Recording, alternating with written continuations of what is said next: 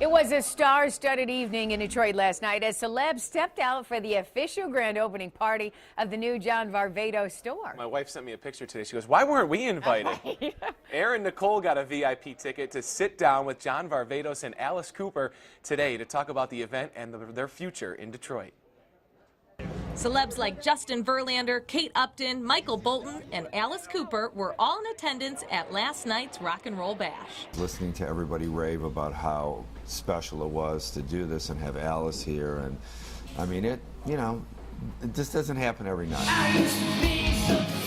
Cooper, who's originally from Detroit but now resides in Arizona, loves any opportunity to come back home. I've been living in Arizona since 1958, and people say, "Where are you from?" I go, "Detroit."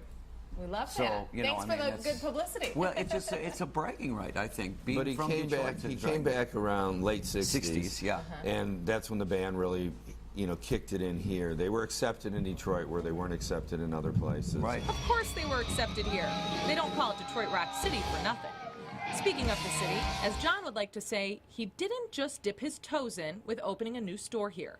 He has more plans to invest in the future. We're looking at a lot of different things. We've been talking to other people in the city about looking at starting to do some manufacturing here. Not an easy thing because it's new for people to manufacture things in the garment industry or that type of thing. But we are talking to people, including jewelry designers. I have a record label with Universal Music, and I'm looking to open a recording studio here. That's something we're really serious conversations about right now. One of the people who inspired him is Tom Kartsatis, owner of Shinola.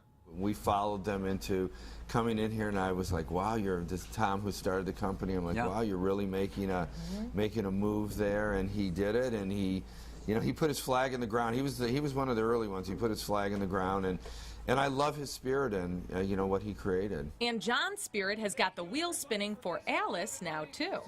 You know, I have a restaurant called Cooperstown in Phoenix. Okay. And Cooperstown would be great down here. How exciting is that to hear that somebody like John Varvatos wants to continue to invest in our wonderful city? He's already brought so much energy and excitement here with the opening of his new store.